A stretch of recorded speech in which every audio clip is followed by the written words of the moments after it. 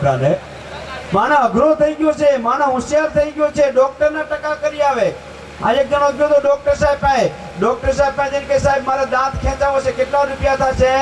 Doctor સાહેબ કે 150 રૂપિયા થાય. અરે કે સાહેબ વ્યાજબી રાખો, વ્યાજબી રાખો, આમાં ગરીબ માણસ દાંત કેમ ખેંચાવે? અને મિત્રો જો ડોક્ટરની મજા છે, ડોક્ટરમાં દવાખાને જાય ને તો ઊંધા બાટલા ચડાવે, નકર ફેક્ટરીમાં સીધા બાટલા બને, પણ અહીંયા ઊંધા બાટલા ચડાવે. મેં ડોક્ટર સાહેબને પૂછ્યું, મેં ડોક્ટર સાહેબ આ ઊંધા બાટલા કેમ ચડાવો છો? મને કે આખી જિંદગી ઊંધા કામ કરે પછી ઊંધા બાટલા ચડાવે.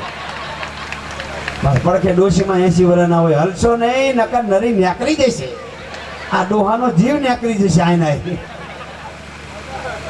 ડોક્ટર સાહેબ પાસે કહ્યું સાહેબ મારે દાંત ખેંચાવો, કેટલા રૂપિયા થાય છે? ડોક્ટર સાહેબ કે 150 રૂપિયા થાય. અરે કે સાહેબ વ્યાજબી રાખો, વ્યાજબી રાખો, આમાં ગરીબ માણસ દાંત કેમ ખેંચાવે?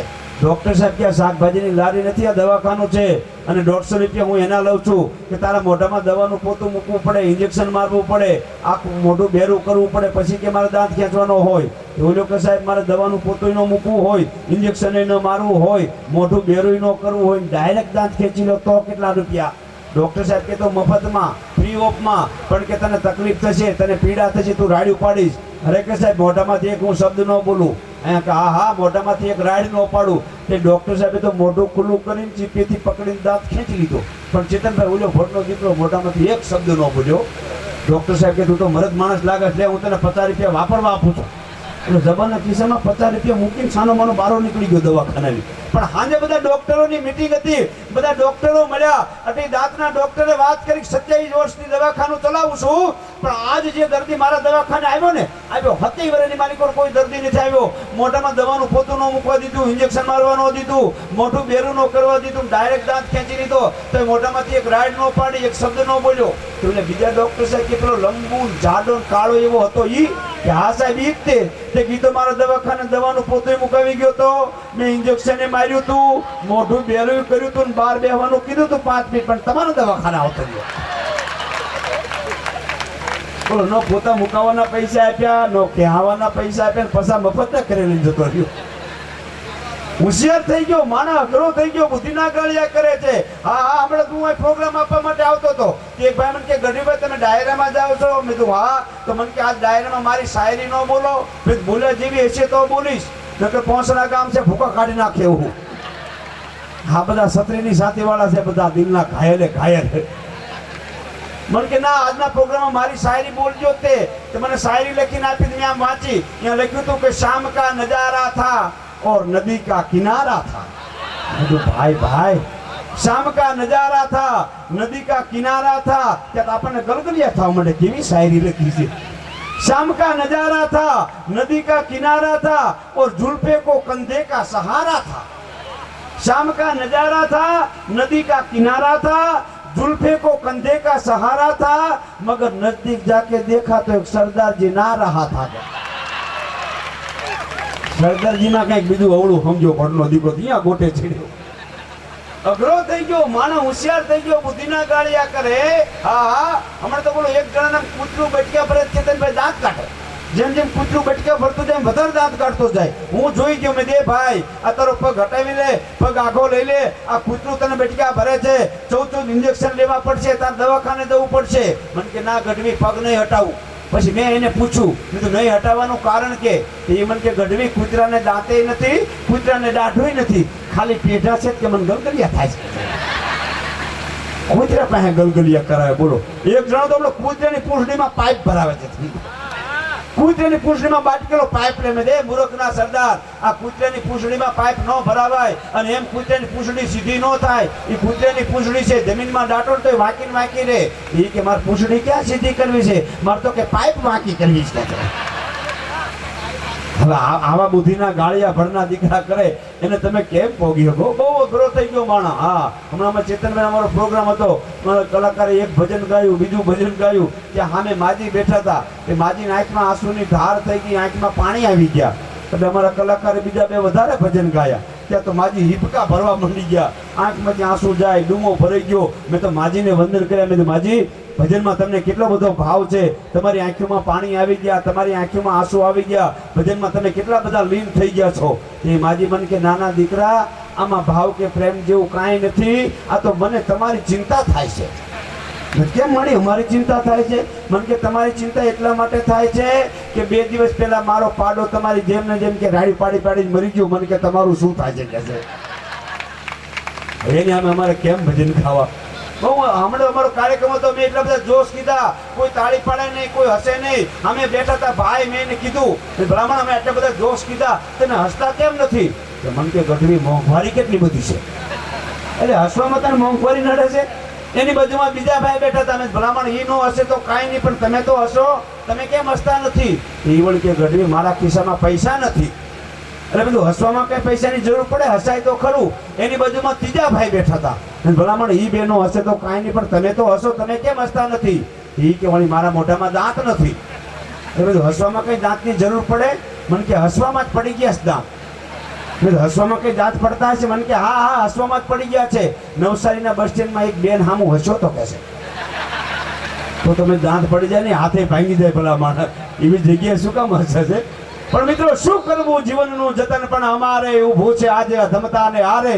દુનિયાના દંભી દલાલો માતાના નૂરે નયન વેચવું છે, અને શિયરને બચાવવા સિતમગરના જગમાં એક ગોરીને એનું ગમન વેચવું છે. શું કરવું, જીવનનું જતન પણ અમારે ઊભું છે આજે અધમતા ને હારે. મિત્રો બહુ સાચી વાત છે. કવિના અંદરથી જે કલ્પના નીકળે છે, અમારો કવિ લખે છે કે વ્યથાની આગને સીમાડા હોતા નથી, આંસુ પકવવાના કે નિભાણા પણ હોતા નથી. ત્યારે જ ઘનશ્યામ કવિ લખે છે કે જ્યારે અમારા દિલ બળે છે ત્યારે એના ધુમાડા પણ હોતા નથી. દિલ બળે ને બાપ. કવિ એકવાર સવારને પૂછ્યું કે હે સવાર, તું દરરોજ પડસ. આપણે એવું બધા કહે છે કે સવાર આવી ગયું એવું કોઈ નથી કહેતું, સવાર પડી ગયું એવું કહે છે બધા. સવાર પડી ગયું, સવાર આવી ગયું એવું કોઈ નથી કહેતું. એટલે કવિએ સવારને પ્રશ્ન કર્યો કે હે સવાર, તું દરરોજ પડસ. આખી દુનિયા કહે છે સવાર પડી ગયું, સવાર પડી ગયું, તું દરરોજ પડસ તો તને વાગતું નથી? તું દરરોજ પડસ તો તને વાગતું નથી? અને દીદી સાહેબ એ સવારે જવાબ આપ્યો હતો કે હે કવિરાજ, હું દરરોજ પડું છું, મને વાગે છે, પણ ઝાકળ બની અને હું આંસુડા વહાવું છું. પણ આ દુનિયાને ક્યાં સમજાય છે ઝાકળ બની હું આંસુડા? મારો કવિ લખે છે કે પીનારા કોઈ મળ્યા નહીં, ભરેલો જામ છલકાય તો સારું. પીનારા કોઈ મળ્યા નહીં, ભરેલો જામ છલકાય તો સારું. અને કાયમ મોઢું ચડાવીને ફરનારા આજ થોડું મલકાય તો સારું. કાયમ મોઢું ચડાવીને ફરનારા અરે થોડું મલકાય તો સારું. અરે રાતભર જાગ્યો છું તમારી યાદમાં. કેતનભાઈ, જે જાગે ને તો ઘણા માણસને સપના આવે.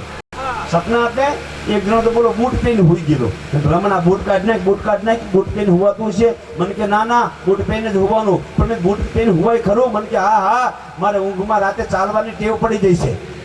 તે પગમાં કાંટા કાંકરા વાગે છે, એટલે બૂટ પહેર્યા હોય તો પગમાં કાંટા તો વાગે નહીં. અહીંયા બધાય પોતાના બેઠા છે, એટલે મને એક શેર યાદ આવે છે કે દિન કી શરૂઆત રાત સે હોતી હૈ. દિવસની શરૂઆત રાતથી થાય છે. દિન કી શરૂઆત रात से होती है, रात की शुरुआत नींद से होती है, नींद की शुरुआत सपनों से होती है. સપના બધાને આવે છે, કોઈને રૂપિયાના, કોઈને જમીનની દલાલીના, કોઈને રોમા માણેકના. સપના બધાને આવતા જ હોય. હા, પછી ઊંઘમાં બોલે હા તમારા ગામમાં ઐશ્વર્યા રાય આવી હતી, આખું ગામ પથરા લઈને વાહે પડ્યું, આવા કપડાં પહેરીને ગામમાં આવાય, આખું ગામ પાછળ પડ્યું. હું જોઈ ગયો કાં તો ઐશ્વર્યા રાય છે. હું તો પછી ઘરે લઈ ગયો, એને બિહારી ચા પાણી કરાયા. અમુક તો આવા સપના જોવે, પણ અમુક જમીની દલાલીના સપના જોવે. જૂની શરતની લીધી, નવી શરતની લીધી, જૂની શરતની લીધી.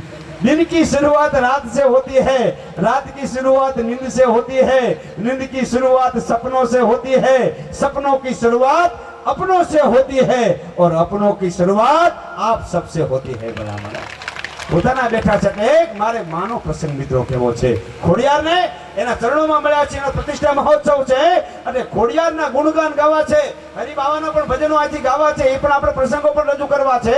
પણ ખોડિયારના ચરણોમાં મળ્યા છે બાપ. મામડિયા માદાની એવી એમ કહે છે પરાશક્તિ જેને કહી શકાય, એવી જગદંબા મિત્રો જેને કહી શકાય.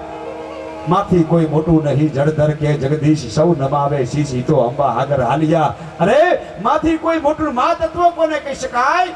એક મિત્રો વચ્ચે મને બે મિત્રો પ્રસંગ યાદ આવે છે. એક એમ કહેવાય છે ઢોલક વગાડનારો એક ઉસ્તાદ, બહુ સારું ઢોલક વગાડતો હતો મિત્રો. એવું સુંદર મજાનું ઢોલક વગાડે, અને સાહેબ એક બકરીનું બચ્ચું આવી એ સાંભળવા માટે બેસી જાય. આપણને એમ થાય કે બકરીના બચ્ચાને સંગીત આરે શું લેવા દેવા, કદાચ હરણનું બચ્ચું હોય તો એને સંગીત સાથે લેવા દેવા હોય, પણ એક બકરીનું બચ્ચું એ દરરોજ એમ કે ઉસ્તાદ ઢોલક વગાડે અને સામે આવીને બેસી જાય, 1 દિવસ 2 દિવસ 5 દિવસ 10 દિવસ થઈ ગયા એટલે ઉસ્તાદે પૂછ્યું, હે બકરીના બચ્ચા, હું અહીં સંગીત વગાડું છું, ઢોલક વગાડું છું અને તું મારી સામે આવીને બેસી જાસ, મિત્રો માં કોને કહી શકે? સાંભળી તને આ સંગીતમાં ખબર પડે છે?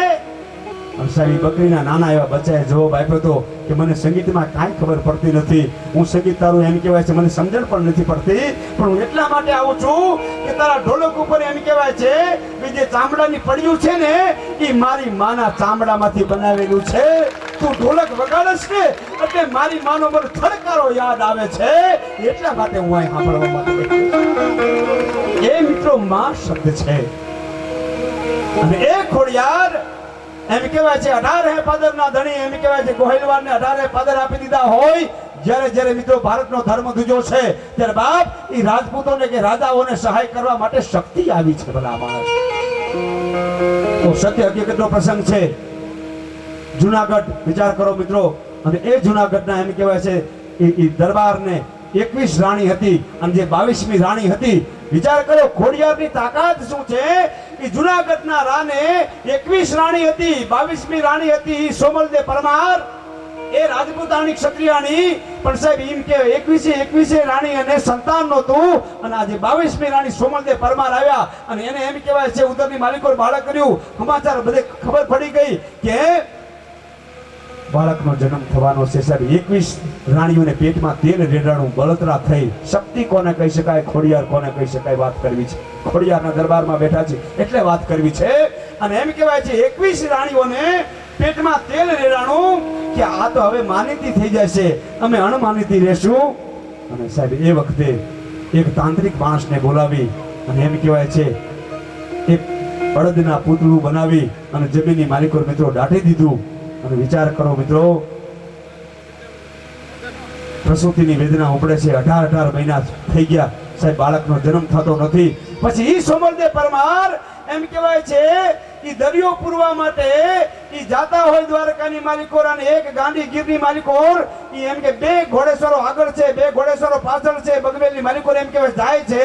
અને એ વખતે એક ચારણ એક દેવી પુત્ર માને પ્રાર્થના કરતો હોય, ખોડિયારને યાદ કરતો હોય, અંબાઈ આવડ ખોડ લઈ તું ખોપડી ખાખેશ્વરી, અને રવરાય રાંદલ માં રવેચી ડુંગરે ચીતું ખરી રાણ ગંગા રાજબાઈ, રાંગળી રાજેશ્વરી વડહડ સમૃદ્ધ માત ચામુંડ આવે ભેરેશ્વરી, ઈંગળાજ તુહી હડક મોઈ હોલ માતા હરસિદા, અને ગાત્રાળ ગેલી માં ગઢેજી પીઠબાઈ પરસિદા. અને માના ગુણગાન સાહેબ ગાતો તો અને એક ખાખરાનું થડિયું થાર થાર થાર થાર થાર થર ધૂજવા માંડે.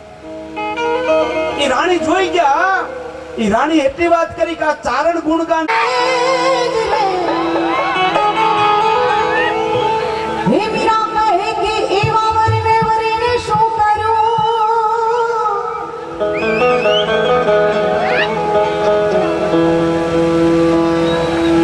જે આજ જીવે ને કાલે મરી જાય, એ પણ હું તો એ વરુ મારા ગિરધર લાલ